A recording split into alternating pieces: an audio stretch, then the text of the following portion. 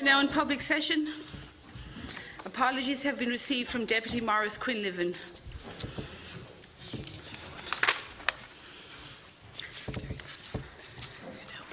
Yeah, I said that. Can I remind members, visitors and those in the public gallery to please ensure their mobile phones are switched off or in flight mode for the duration of this meeting, as they interfere with the broadcasting equipment even when on silent mode. In accordance with Dáil's Standing Order 84A 4K and Shannon's Standing Order 71 3K, the Competition Act 2002, Section 27, Order 2018, was referred to this committee by order of the Dáil on the 4th of October and by order of the Shannon on the 9th of October. The committee has been asked to send a message to both houses no later than the 18th of October, stating that it has completed its consideration of the order. Members have been circulated with the briefing document prepared by the Department and the Minister's opening statement. I would like to welcome Minister Heather Humphreys and her officials to the meeting. In accordance with procedure, I am required to read out the following. Members are reminded of the long-standing parliamentary practice to the effect that members should not comment on, criticise or make charges against a person outside the Houses or an official either by name or in such a way as to make him or her identifiable. Minister, I would now invite you to make your opening statement. Thank you, Kelleher, and thank you for inviting me to address the committee today. And I'm here to introduce the Competition Act 2002, Section 27, Order 2018, to the Joint Oireachtas Committee on Business, Enterprise and Innovation, and to seek approval of the order before you. To assist your consideration of the order, I have prepared a briefing note which has been circulated for your information. Section 27(1) of the Competition Act 2002, as amended, allows the Minister for Business, Enterprise and Innovation to vary monetary thresholds at which undertakings, which are generally companies, must notify the Competition and Consumer Protection Commission of a proposed merger or acquisition. The factors that have been considered in reviewing the merger and acquisition thresholds include examining comparable thresholds in other relevant countries. The lower current threshold of €3 million was found to be significantly out of sync with comparable jurisdictions. Also of note is the general increase in property prices in recent years and the effect of the Irish economic recovery on the turnover of undertakings. This has resulted in an increase in undertakings subject to the notifiable thresholds. These matters all pointed to the requirement to revisit the appropriateness of the financial thresholds. A public consultation was conducted by my department in 2017. The responses to the public consultation were strongly in favour of an increase to the financial thresholds for proposed merger and acquisition notifications. I have considered the relevant economic data regarding the current thresholds, and I have accepted the outcome of the public consultation, which concurs with the data. The CCPC also supports the increase to the financial thresholds for notification of potential mergers or acquisitions as set out in the order. I signed the order on the 2nd of October 2018 to increase the monetary thresholds, which will come into effect on the 1st of January 2019. The effect of the order will be that the combined turnover of undertakings involved in a proposed merger or acquisition will increase from €50 million to €60 million, and the turnover of two or more undertakings involved in a proposed merger or acquisition will increase from €3 million to €10 million. These changes should reduce the administrative and financial burden on smaller enterprises, as they will no longer be required to notify the CCPC of proposed mergers or acquisitions and pay the applicable fee of €8,000 and the associated legal costs, which I understand can be of the order of €15,000 upwards. Increasing the financial thresholds will also better align the Irish regime with the international norms. I ask that the committee approves the order before it today. Thank you. Thank you very much, Minister. Have we any questions to the Minister in relation to this particular order today? It seems very sensible. Seems very straightforward, to be honest.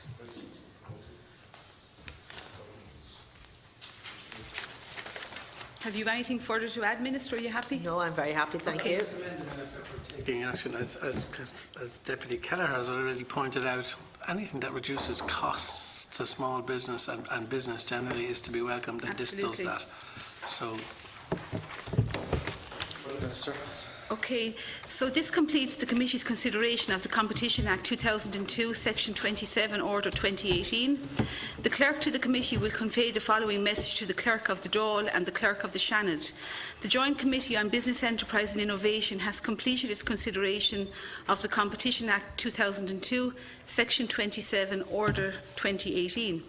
I thank Minister Humphreys and her officials for attending today's meeting of the Joint Committee. I propose we suspend the meeting for a moment to allow our next guests to take their seats. Agreed?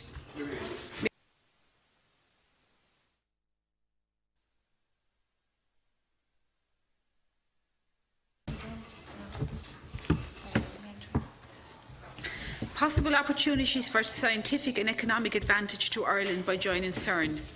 I would like to welcome Professor Ronan McNulty, UCD, Dr. Sheila Gilheany, Policy Officer for the Institute of Physics in Ireland, Ed Hendrick, CEO of Sonru, Professor Brendan McLean, St Luke's Hospital, Rathgar, Professor Val O'Shea, Physics Department, University of Glasgow, UK, and Professor Sinead Ryan, School of Mathematics, Trinity College, Dublin, to the meeting to discuss possible opportunities for scientific and economic advantage to Ireland by joining CERN. In accordance with procedure, I am required to read out the following. By virtue of Section 17(2)(l) of the Defamation Act 2009, witnesses are protected by absolute privilege in respect of their evidence to this committee. If you are directed by the committee to cease giving evidence in relation to a particular matter and you continue to so do, you are entitled thereafter only to a qualified privilege in respect of your evidence. You are directed that only evidence connected with the subject matter of these proceedings is to be given, and you are asked to respect the parliamentary practice to the effect that, where possible, you should not criticise nor make charges against any person or persons or entity by name or in such a way as to make him, her or it identifiable. Members are reminded of the long-standing parliamentary practice to the effect that members should not comment on, criticise or make charges against a person outside the Houses or an official either by name or in such a way as to make him or her identifiable. I would remind our guests that the presentation, if possible, should be no more than 10 minutes duration. Members have been circulated with the presentation submitted by today's attendees. I now ask Professor McNulty to make the presentation to the committee. I thank the committee for the opportunity to present the case for Irish membership of CERN, the European Centre for Particle Physics. CERN was established in 1954 in a Europe fragmented by the Second World War. Its objective was science for peace, a beacon of hope and collaboration for Europe. CERN's mission is to push back the frontiers of knowledge, develop new technologies, train the next generation, and unite people from different cultures. All research is open and given freely for the betterment of humankind. Its success is manifest, allowing it to become the premier scientific laboratory in the world. Its work produced Nobel Prizes in 1984, 92 and 2013, and its benefits to humanity include PET scanners in hospitals, hadron therapy for cancer treatment, touch screens and the World Wide Web. Simply to be part of this European project is, I believe, reason enough to join CERN, but within this big picture there are several pragmatic and tangible benefits that would accrue to Ireland. I now list some of these, and further details can be found in a booklet prepared in 2014 by the Institute of Physics in Ireland and which has been circulated to the committee and is available online. 1. Education and training. The mode age of CERN users is 27, and that simple fact tells you that CERN is a training academy for the scientists and engineers of the future. In addition to accommodating thousands of students doing masters and PhDs, CERN has many formal training schemes, apprenticeships, training partnerships with universities, technical training experience, a graduate engineering training scheme, and internships for computer scientists and engineers. For undergraduates, they run a CERN summer school student programme, which by special provision has been attended by a few Irish students, such as Aoibhinn Ní Suilleabháin, science presenter on radio and television and a former Rose of Tralee, who is now mathematics professor at UCD. For teachers, CERN have a high school physics teachers programme and run dedicated workshops for teachers in conjunction with Department of Educations in member state countries. 2. Inspiration and outreach. CERN inspires students and the public. A survey of UK undergraduates showed 95% have been inspired by particle physics, and almost half the population there followed the Higgs discovery on TV or radio. In Ireland, the switch on of the LHC was widely covered by all news media, and during the Higgs boson announcement, I reported live on RTE Morning Ireland, direct from CERN. I'd also like to mention an inspiring story of student achievement, because on the July 22nd, 2010, the first glimpse of a Z boson at a Large Hadron Collider experiment by Irish PhD student James Keaveney was front-page news in the Irish Times. 2 different exhibitions from CERN have come to Ireland, visiting Galway in 2012, made possible by funding from Boston Scientific, and Dublin in 2013. Every year, we run particle physics masterclasses at Irish universities, where secondary school children are particle physicists for the day, analysing Large Hadron Collider data and discussing the results by video conference with their school peers in other countries. 3. Knowledge transfer. Working at the frontier of what is known and is technologically possible inevitably leads to breakthroughs. Being part of that leads to opportunities, patents and competitive advantages. Consider TCD student James Casey, who in 1994, courtesy of his UK passport, was a summer student at CERN working on web technology 2 doors down from Tim Berners-Lee. Today he works on cloud computing and is VP of Partner Integration with Seattle-based startup Jeff. Another example is given by the companies that work with CERN to make the most powerful magnets in the world for the Large Hadron Collider. This has enabled them today to become market leaders in making magnets for MRI machines in hospitals. A further case study is provided by vacuum engineers at CERN, who spun off the technology and set up a company to make much more efficient solar panels. The science at CERN is powering the future with ideas, but such innovation does not spontaneously happen. It's a result of knowledge gained, and if you're not in, you can't win. 4. Microelectronics and sensors. This is an important element to our economy, and one very well matched to CERN. The Tyndall Institute in Cork makes radiation sensors that are used in the Large Hadron Collider tunnel. Senscell in Cork, now ON Semiconductors, make silicon photomultipliers, and they have supplied CERN. Both producing and exploiting detectors used at the Large Hadron Collider is an opportunity for Irish industry. Val O'Shea, present today, is an expert in that area and one of the founders of the Medipix project that uses Large Hadron Collider detectors for medical imaging. 5. Medical devices and public health. It surprises some people to know that Ireland has in fact about 30 particle accelerators, but they're all in hospitals and are used for treating cancer or producing radioactive isotopes. Brendan McLean from St. Luke's Hospital can explain the close links between particle physics and health. Last year, in collaboration with the University of Kansas, we placed some of the Large Hadron Collider detectors into a medical linear accelerator beam at St. Luke's Hospital. There is also an important emerging technology called hadron therapy for treating cancer, which is being developed at CERN and is essentially a small version of the Large Hadron Collider. New forms of cancer diagnosis and treatment are vital, since there is a 1 in 3 chance of developing cancer at some point in our lives. Consequently, it's a major area for policy and investment in both Ireland and Europe, including Horizon 2020 funding. 6. Big data. A DBEI commissioned report from 2015 commented on the lack of big data skills could be the single most important barrier preventing Ireland to achieving its goal of leadership in this market. CERN has one of the largest data stores on the planet. The Large Hadron Collider produces about 1 petabyte of data every second. That's a rate 1,000 times greater than the global mobile phone data traffic. And access to that data, development of machine learning and data mining tools, and the operation of quite literally a global computer is available to members of CERN experiments. This potential has been seized by companies such as Yandex, the Russian Google, and the Yandex School of Data Analysis is a member of one of the Large Hadron Collider experiments. 7. Contracts for Irish companies. The total value of CERN contracts is about €400 million per year. CERN gives contracts preferentially to member state companies.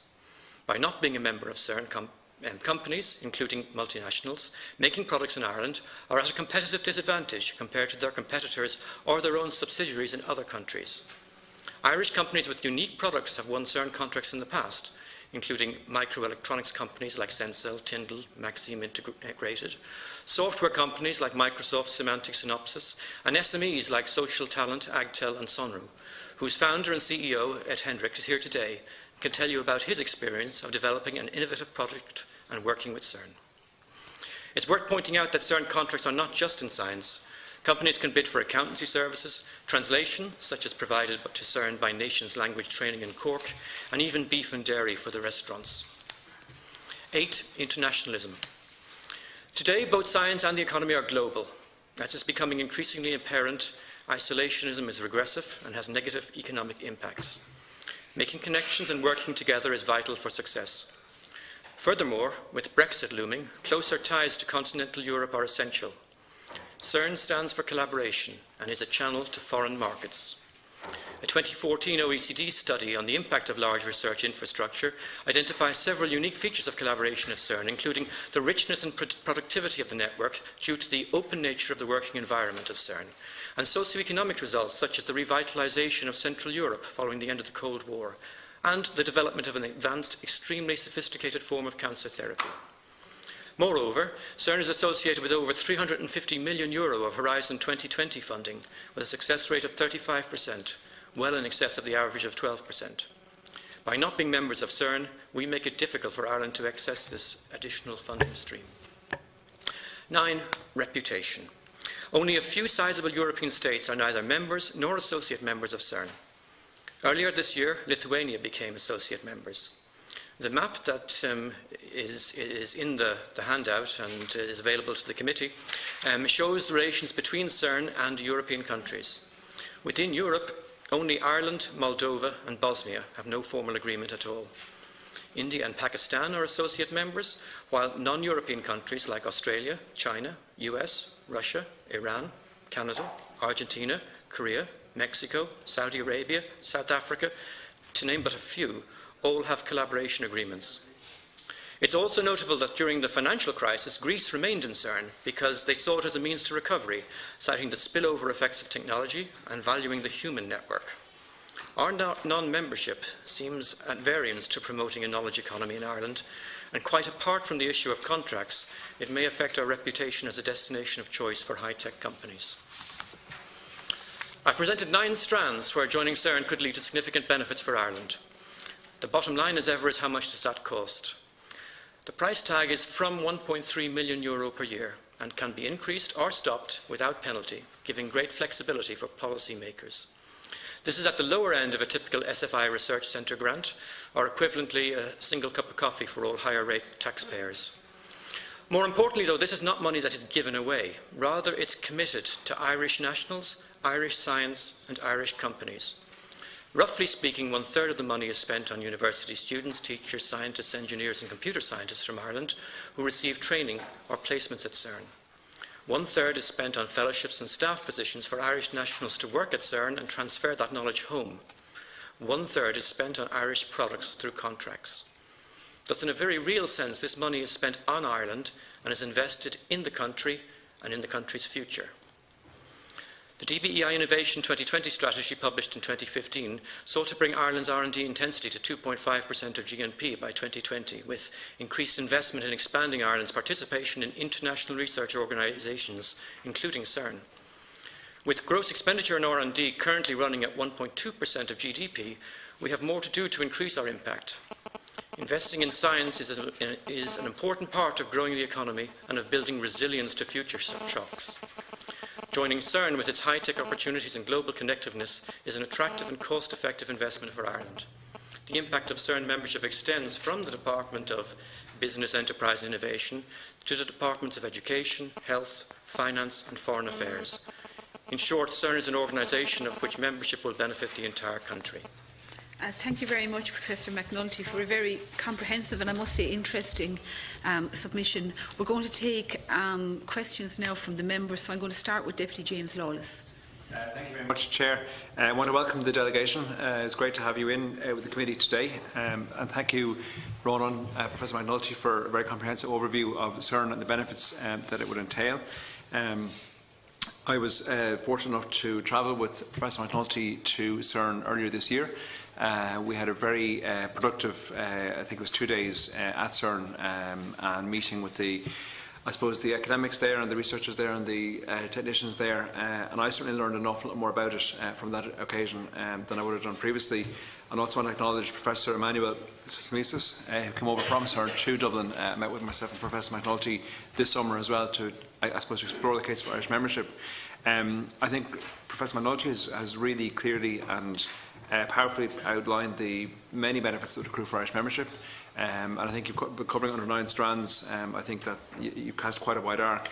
I suppose one thing that struck me, being on site at CERN, that I maybe hadn't previously fully appreciated was the breadth of activities that we talk about particle physics, and of course that's core to it, but everything from, and as you've outlined, everything from big data through to electronics, semiconductors, software services, hardware services, data management, pipelining, high-performance computing. There was such a range of activities taking place, all of which are spin-off fields of their own, all of which create opportunities of their own, and all of which Irish researchers, Irish academics and Irish workers could be to the fore of were we to take the jump and join the organisation. So I think that's another really strong case to be made there. I think it's important as well, I suppose, and you've mentioned it in your presentation, I think it was important, the reputational effect. And it did shock me, and I think everyone in the committee should have a good look at the map that shows who is and isn't a member of CERN.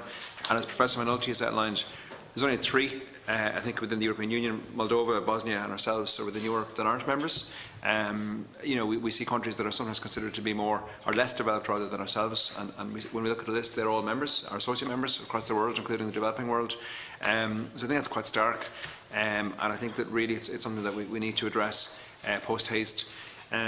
But I suppose a couple of questions then. So yeah, so I mean, I think the case, you know, nearly makes itself, and I think as well as Professor Manolti, as you've said, in terms of the knowledge economy, in terms of the economic strategy we've pursued since the days of Whitaker and Lamass, in terms of investment in education, in terms of investment in opportunity, in terms of trying to build that skill set and build out and compete at that level, because we know things like manufacturing, the other industries, you know, have gone.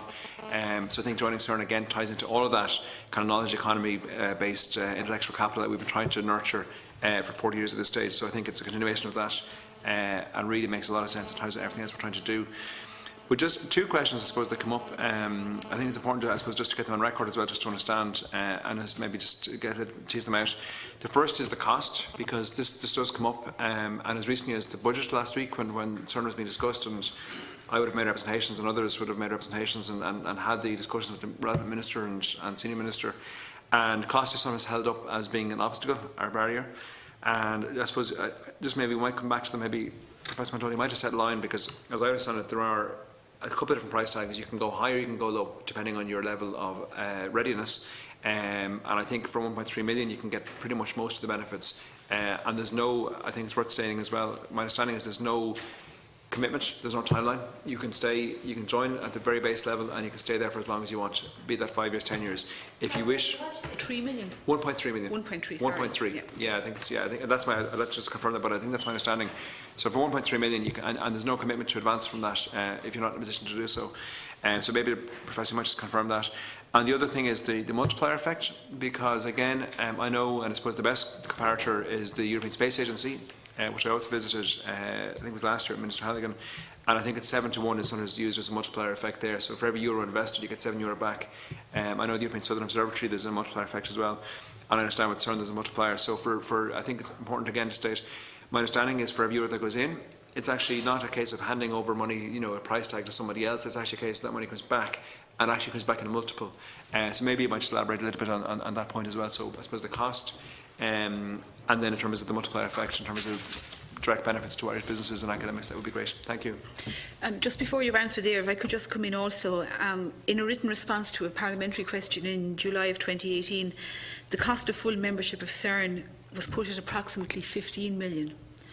And this committee has discussed CERN before, and we would have heard figures like that. So I just wanted to put that into the mix as well, if you could, you know, debate the 2 different prices. And I suppose, look, I see there from the map that there's member states, there's associated members, and then there's those with cooperation agreements. So that probably determines the price. But just to put that into the mix as well, please. Exactly. So in that Institute of Physics report, it does give you a breakdown about all of that. Full membership would, first of all, the membership fee is linked to the GDP of the country. So it can fluctuate from year to year based on, it's a complicated enough formula from the previous 3 years, I think it is. So full membership would be, at the moment, full membership would be €13 million. 13, 1-3. 1-3, yeah. 1-3. However, that would be for full membership. And you are allowed to be an associate member for any percentage of that, provided it's above 10%. So the minimum, that's why I said from, the minimum that you could get in at is 1.3 million. Okay. The only disadvantage to joining at a lower rate is you get less benefits. Okay. So the return that you get as an associate member is capped at the corresponding amount that you've paid. When you are joined as a full member, there's no cap. So the contracts, for example, that Ireland could get, if we joined at 1.3 million, our contracts would be capped at about a third of that. Okay. So really it's a question of policy as to what level one would join at. And indeed, there have been some discussions, I know, between CERN and advisors here. And there is perhaps a feeling that the 10% level might be too low and you might wish to join at 20% or 30%. And I think there you have to look at what the economy, where we could make, where we could actually avail of the contracts, where the opportunities are, and join at an appropriate level. The advantage of the fact that that you aren't locked into anything means that if you wish, you can scale up and you can scale down, provided it's above the 10%. And just if we could get clarity there, if you don't mind, Deputy Lawless. So if you went in at the top end at 13 million, that's 13 million, that's a yearly price. That's a yearly fee, I should say, so it rolls over every year. Another question, because, you know, reading your submission there, it's very comprehensive, and there's no doubt about it, I'm sure all of you feel the same, that by having membership of CERN would be hugely advantageous to our country. And I'm really looking forward to hearing from Professor Brendan McLean in relation to the health implications that you spoke about earlier on in Section 5, medical devices and public health. And I think, you know, if we could hear about it from that angle as well, it might give us more leverage when we are going to discuss this with the Minister. Yes, I mean, I certainly think that the 1.3 million option, it's not a huge amount of money for what you get. 13 million, I don't think even that you couldn't anyway join tomorrow at 13 million. Okay. You would have to ramp up in any case, because CERN have to see that the country can benefit at an appropriate level. Okay. So that addresses that question. Will I move on to the... You can, and then we might let in Professor McLean if he doesn't mind. So as regards the multiplier effect and the value, let me just give you a few figures on that. One statistic that Jean-Marie Le Goff came out with in the EU Commission is that every €1 paid to industrial firms generates €3 of additional sales for them, merely sales, nothing about the extra knowledge benefits, just purely how much money they made. And Ed has a similar story that I hope you will have time to hear about his company at CERN and the multiplier effect there, which seems to be a lot bigger than 3. There's also a survey by Bianchi and Strike that showed a factor of 4 on both sales and cost savings that companies had. But this doesn't take account of the knowledge that you also acquire. So if you include the knowledge that a company gains by being involved at the cutting edge, the multiplier is much greater. So they've done surveys of companies and found that 40% of companies working at CERN develop new products, 40% increase their international users, 40% increase their technology learning. There was a study by John Womersley for the Science and Technology Facilities Council that actually came up with a 10-fold return on investment for the collider that preceded the Large Hadron Collider, and included improvements to the economy and also in terms of the training of physicists, the training aspects, valuing that. So depending on how you actually do the calculation, and it's not an easy calculation to do, you get a factor of between 3 and 10. And that does not include things like game-changing, completely disruptive technologies like the World Wide Web that you know come out of CERN, because if you include how do you value that, you realise that modern economies, 20% of their GDP is as a result of internet. And that's from a McKinsey report. So quite apart from just the straight multiplier of 3 to 10, there's the chance of something huge that changes the whole of civilization. Thank you. Okay, I'm going to allow Professor McLean in there if he'd like to give a synopsis of the medical devices and the public health in layman terms, if possible. Sure. Okay, well, I suppose to start with, in Ireland this year there will be around 25,000 new cancer patients in Ireland. That's expected to double in the next 20 to 30 years, so it's a significant increase. Of the number of cancer patients, around half, 50 to 60%, would benefit from radiotherapy. So radiotherapy is mostly given with external beam radiotherapy using particle accelerators. Ronan's just mentioned we have around 30 to 35 particle accelerators in this country used for radiotherapy purposes. The accelerators, there are developments in accelerators. There's a type of treatment called proton treatment we don't have in this country. One of the reasons we don't is the cost. The price tag is around 100 million for a particular facility. CERN develop proton accelerators, that's what they do. So they are currently investigating reducing the footprint and reducing the cost of such devices. That would immediately, or would eventually impact in Ireland, I think, if they can come up with a device that's smaller and cheaper, and that would benefit the cancer patients as well. Thank you. That was very informative. Actually, I think we all would have heard in the news there maybe a few months ago there was a child ill in England, yes, and his parents were bringing him to Europe for proton treatment. That's the first time I had heard of it previous to this, and now you're after explaining it, because I'll be honest, I hadn't understood it at the time. Senator McLaughlin? Yeah. My party had provided funding for associate membership in our alternative budget. I mean, in fairness, your presentation was comprehensive today. I can't see a single reason why we're not already, at least associate members and building up towards being full members, especially when you think of the profile of the multinational companies that are across the state, and we boast about this in terms of all the various areas. We boast about being a modern, open economy. It's extraordinary, actually. I was looking at your comparison of a number of countries with Ireland. I also see that this report was published in response to the then Minister Sean Sherlock, who had visited CERN. So this is 4 years. So I suppose my question is, why are we not already members, and why, considering this has been published in 2014 in response to a government initiative, has this not been sorted out? That's my first question. Can I put it a second question too? Yeah, the second question then is if we were to go for associate membership of 1.3 million, was an extraordinary low amount for something that's an extraordinary benefit. I mean, across a range of sectors in our economy, from public service to private sector.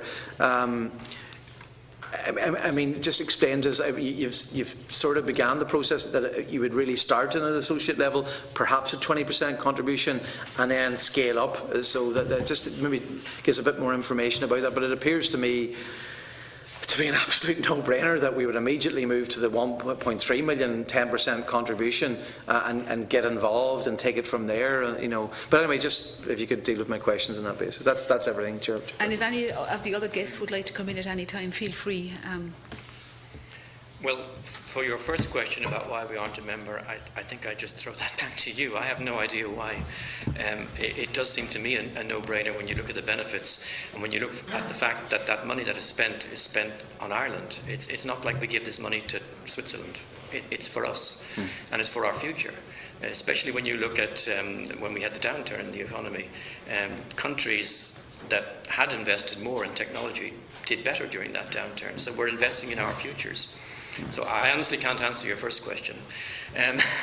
With respect to the second question, we could look at the example of Israel, if you wish, because they decided that, I mean, they're a little bit different. Well, there are many similarities with Ireland in terms of the population size, in terms of the high-tech economy, but they are quite different in terms of committing funding to research. So we spend, at the moment, 1.2% of our GDP. Israel spends 4.2% of their GDP, so over a factor 3 more, because they've decided that's the way to improve their economy. And one of those things involved with that was they saw CERN as a reason to put in money to benefit them. So when they decided to join CERN, they wanted to join as quickly as possible. So they took the fastest possible route to full membership that took them 3 years to get there. And in that period, their contracts with CERN jumped from 1 million to 3 million. in terms of the money that their companies were getting. I can give you a few other interesting things about Israel.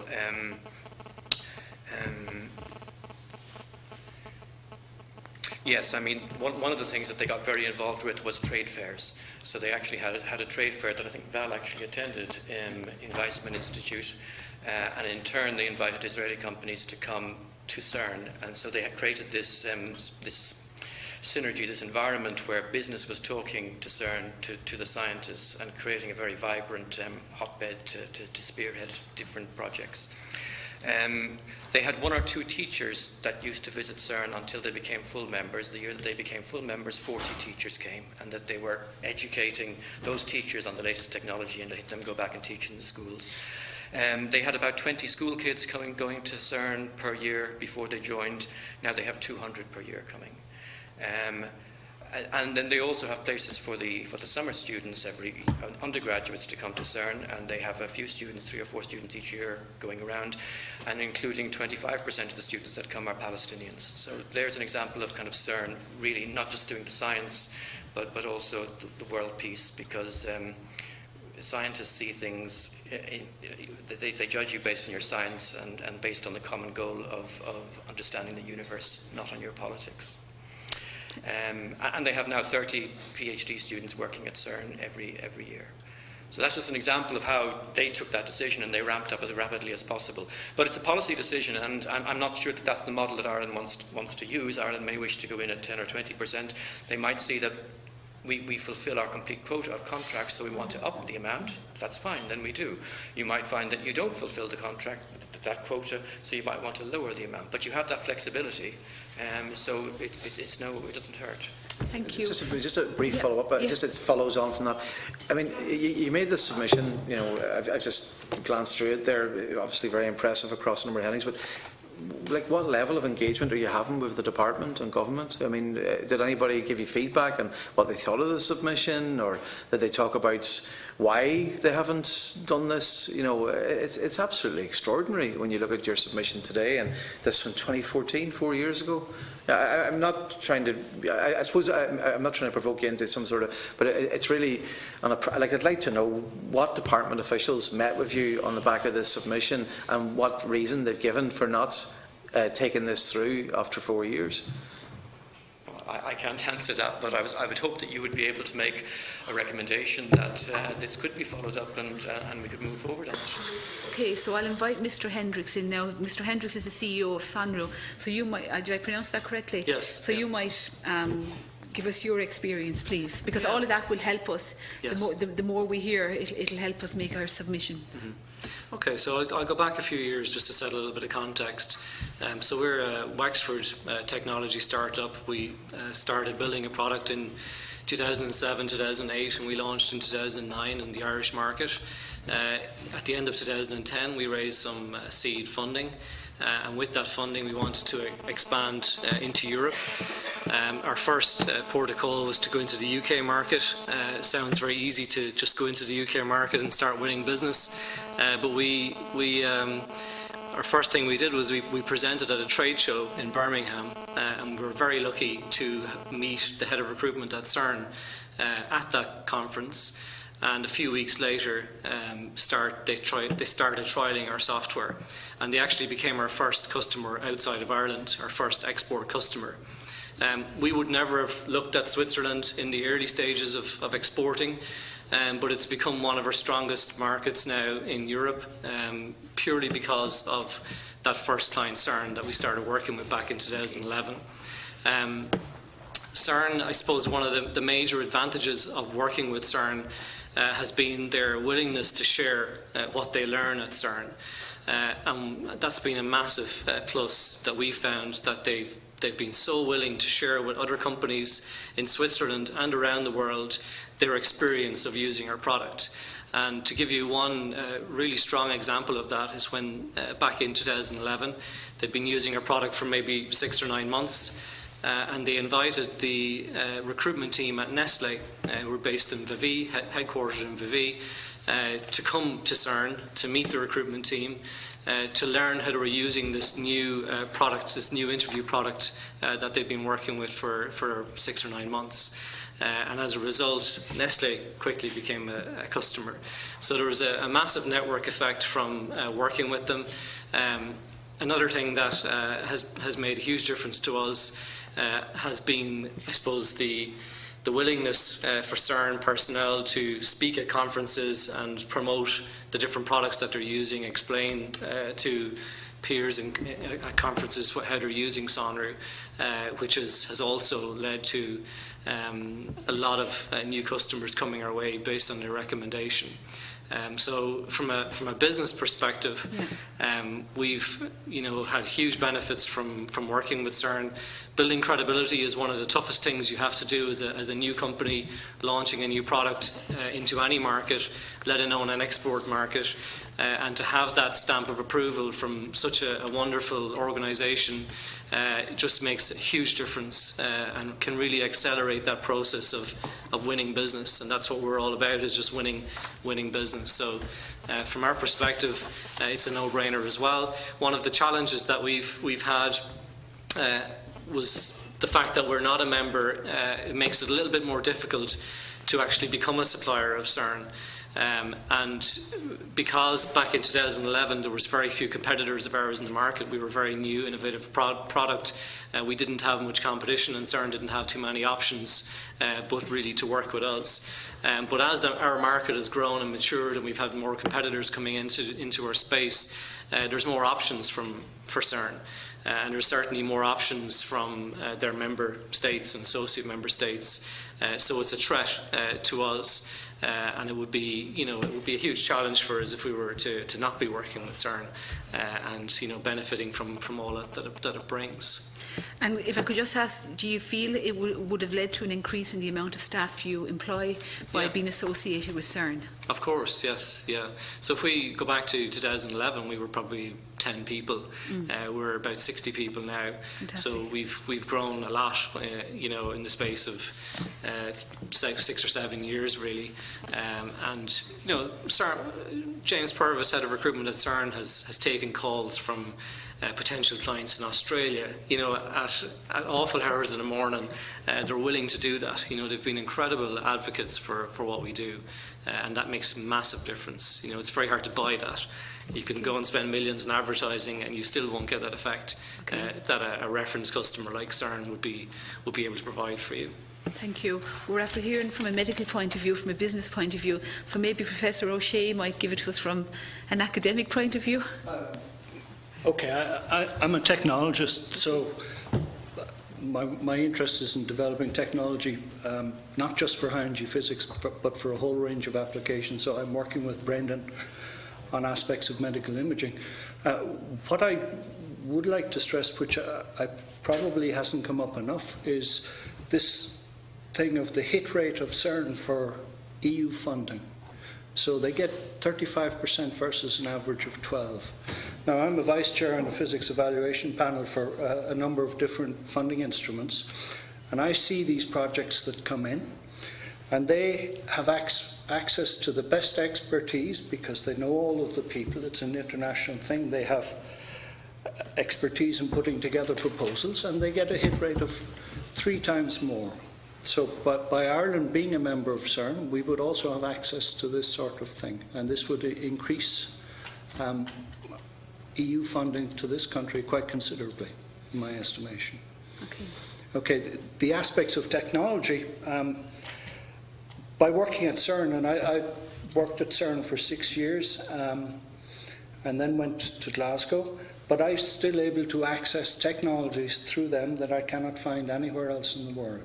Okay, so it's a network thing. It's about being able to access expertise, to be able to use stuff that you just wouldn't be able to get even in places like the Tyndall, which has a very high level of expertise, but it doesn't have it all together. Okay. And that enables me to do things like dream up new things like Medipix. Medipix is a toy for looking at X-rays in colour. Okay. All of the big CT companies are now working on what's known as full spectral CT, which is a new way of taking CT images, which are the vital diagnostic tool for cancer, with full colour resolution. And what this enables you to do is to take better images with lower dose. Philips, Siemens, GE and Hitachi are all working on this sort of technology, and it was all invented at CERN. Okay, thank you very much. Deputy Neville? Yeah, just in relation to the 10% you were saying there about the 10% to get associate membership. And obviously as you go up there's different economies of scale. Now the utopic aspiration is full membership. But what in your opinion would be appropriate given financial constraints, etc.? I'm just trying to look at it from a prudent point of view. What would be an appropriate level of membership for Ireland starting off? Even at entry point, maybe? Yeah. Well, I think you've got to look at the various benefits you can get. But in your opinion? I haven't done a full survey of all of those things, of the contracts and of the. Because yeah. I mean, it would seem to me that something like 20 or 30% would be a more appropriate thing. But we should certainly be in there. You know, we should be in there at 10 or more. Yeah. Yeah, I mean, just not being in just seems crazy. I mean, if you're not in, you don't have any access to any of these things. The fact that you are in is a springboard to all sorts of other opportunities. Yeah, and because it's opportunities, right? Correct me if I'm wrong, you said at 10% you get a third of the kickback. So, yes, exactly. So if you're just looking at the contracts, if you're merely looking at the contracts, your contracts will be limited because you've only contributed to the 10% level. Mm.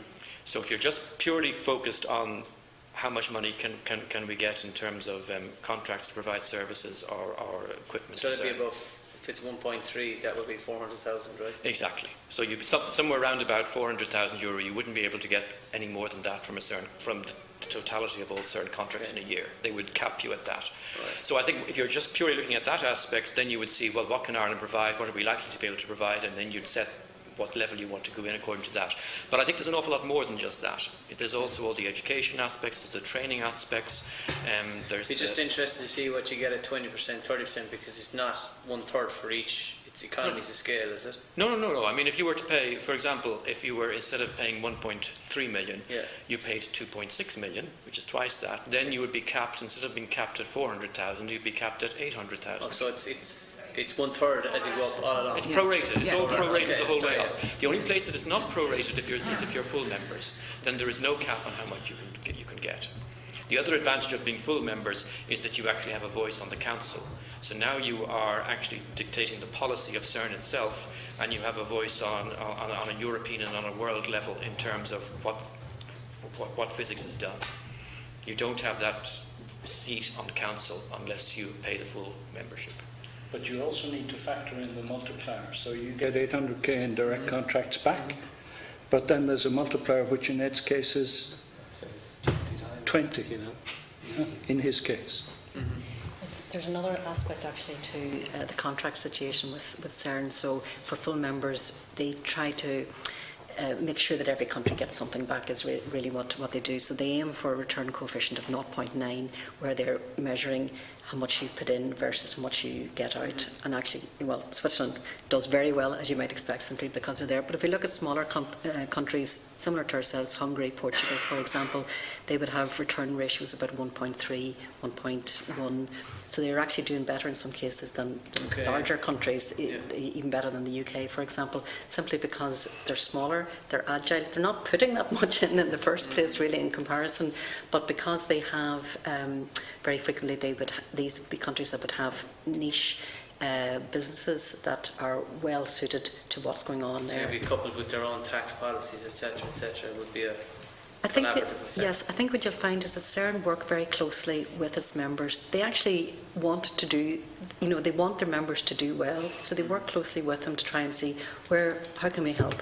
One of the things that they will do, for example, is, like I think you mentioned there about trade fairs, but they will come to your country. So an example of this is in Northern Ireland. Invest NI brought a delegation over from CERN, and one of the companies was based in Fermanagh, small company, Elite Electronics, and got a multi-million-pound contract from CERN to supply electronic devices for use in LHC, and that really came about by that direct contact, bringing people around, showing the companies you have. At the moment, we have about 20 companies in Ireland who have had contracts with CERN. We did a survey actually of IDA-backed companies that we felt were in the space. There was about 200 of them, and we surveyed their management and asked, would you be in favour of joining? And about 80% of them said yes, they would, because they could see the opportunity. So that would be the type of multiplier you could see quite quickly, that you put those people together in a room, show what they can do, and there's a possibility. I'll just play devil's advocate for a second. What were the reasons that 20% said no? Probably because they didn't know enough about CERN and CERN's capabilities and the sort of things that they might have been looking at. I think actually, as Deputy Lawless was saying, when you're actually on the premises, when you see what's going on, you start to get a sense of what might we do. Thanks. Okay, before we leave in Professor Ryan and Senator Reilly, do you want to come in there? Yeah. I've only got one question really, and that is, what is the maximum? You've sort of answered it. The maximum available. There is no cap once you're a full member, obviously, because there's something like 350 million of grants. So the figures we were talking about are tiny percentages of that. Can people outside of Europe be full members? Are there any full members outside of Europe? Or is it limited to the 27, 28 in the EU, or 27 that it might be soon? That's... They have a type of membership. It's not called full member. It's, there's some debate. Would they have a vote, though, is the question? Pardon? Would they have a vote? Certainly Israel has a vote on the Council, and America joined in a very special way just before the Large Hadron Collider started up. I honestly don't know about their voting rights. No, I think we'd have to ask Emmanuel, the expert from CERN, the international relations person, about that. I can't say. I think it's just members, but there is some discussion at the moment at CERN about who is entitled to be full members. It certainly started off, as I said, in 1954 as a European organisation, but to be quite honest, today it's a world organisation. It's not just European. So there is some debate going on about in CERN about who can and cannot be full members. It's becoming a world organisation.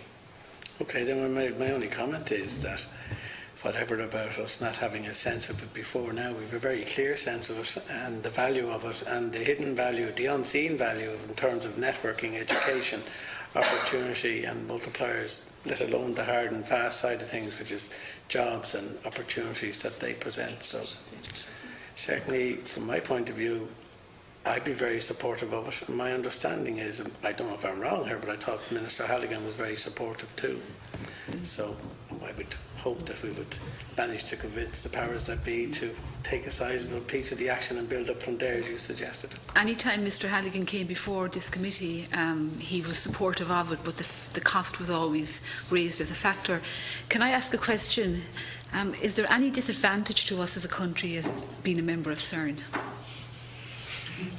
It's a disadvantage to not being. Yes, yeah. Well, that's quite obvious. But I'm just wondering, because when you stop and look at the map, and it's actually, when you look at the map, I think it just tells the story. And I suppose, you know, a lot of more than 2/3 of us here would be new politicians.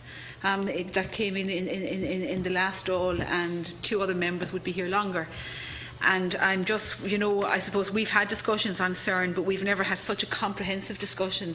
And especially, like, I wouldn't have ever seen the medical side of it. You know, sometimes it needs to be spelled out to you. And I think it's all very welcome to hear it. The possibility for Irish researchers, students and engineers to partake in CERN if we were members, I'm sure it would be just wide open, would it? Yes. Yeah. Yes. So I'll just make a few short points. Yes, so one is around education. So we know that we have a shortage and we want to recruit more people generally into STEM and particularly address gender balance in STEM subjects. And one thing I can say is that CERN is an attractor for students generally into STEM subjects. CERN is asking the sorts of exciting, interesting questions that young people are taken with and get into subjects, including physics, maths, engineering, technology, so that they can be part of that. And CERN makes a very dedicated effort to provide education back to associate member countries and to its member countries at all levels. So this is at teacher training, and just imagine this is at primary school levels, secondary school levels, not just at university level. So they really are supporting an ecosystem for training and advancement technology and IT skills across the entire country. And I think that's a very important message that CERN membership brings. The other point I would just make is that CERN itself, of course, is trying to answer these very fundamental questions, but to do that, they have to invent new technology. The questions that they're asking cannot be answered or cannot be tackled with the technology that we have available today. And this was true in the past as well. And so they invent new things, new algorithms, new computers, new magnets, you name it, they'll invent it. We can be part of that. And I think if you look at the Forfus report from 2014, they identified skills shortages as one of the key challenges for Ireland in big data and data analytics. And one thing I know, so I chair a European committee on the Scientific Steering Committee for Advanced Computing in Europe. And we see the convergence of high-performance computing and big data. We know that this is not just going to be for the traditional areas in physics and chemistry, but this is going to spill over into life sciences. There will be machine learning and big data application in life sciences, in societal issues around cryptography and security, across self-driving cars. We will need to understand big data and we will need to be able to manage it. The skills that will be developed at CERN are the skills that you need for that, and I think we can be part of CERN and benefit from that. If I could just add to that. Of course. I spent 5 years at CERN after graduating from UCC, and as an engineer, so not as a scientist per se, and that's why I do technology.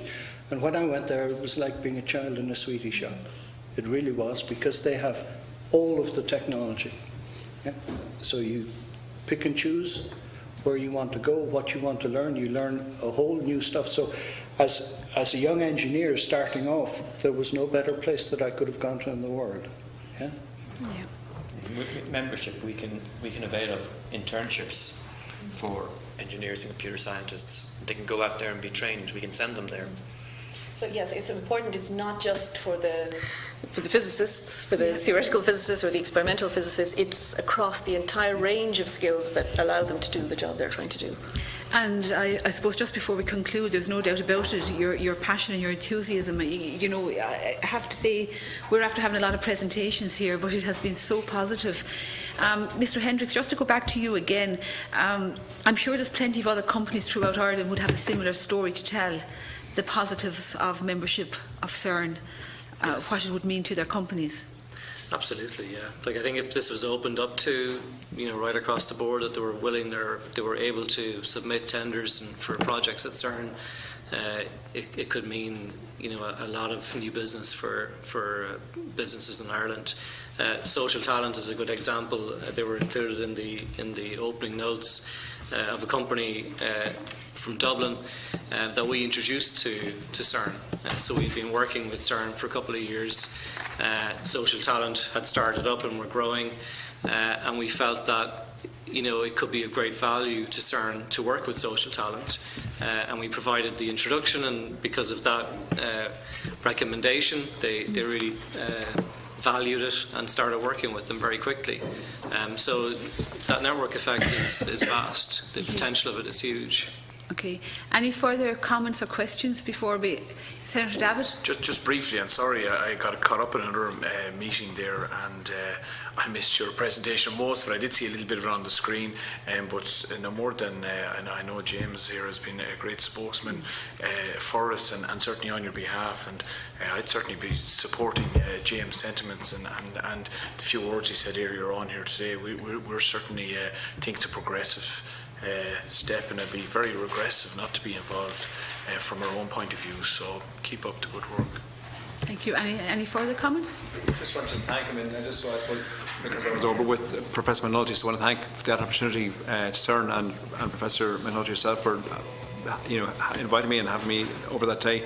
And I think it's great that we've had the opportunity to go full circle and actually have the 6 of you before the committee today. I think it's been an excellent presentation. I think it's really powerful. There's cross-party support as far as I can see emerging around the committee, and it's great to see it. So look, bring on the day. We still have to convince the Minister, but let's all work on that and let's get to that as the next step. Okay, thank you very much. I would like to thank you all for coming here today to engage with the committee. It has been most useful for us. That concludes all of our business on today's agenda. The joint committee is now adjourned until Tuesday the 13th of November at 4 p.m. Gorv Mahagud.